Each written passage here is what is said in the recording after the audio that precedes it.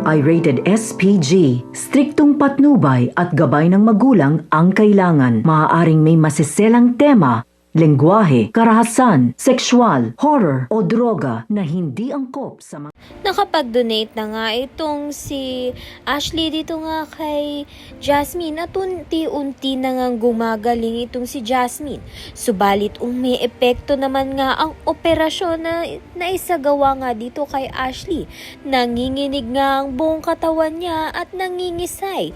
Kaya naman nga alalang-alala nga itong si Thea sa kanyang anak na wala nga siyang magawa. Subalit nag-aalala rin naman nga itong si Marge at si Jasmine dahil baka si Ashley naman nga ang maapektuhan.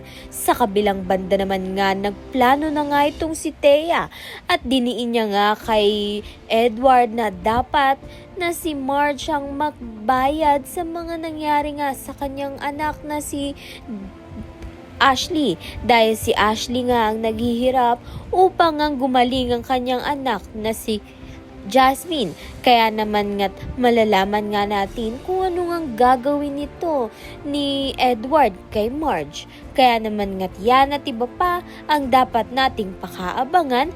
Maraming salamat sa iyong panonood.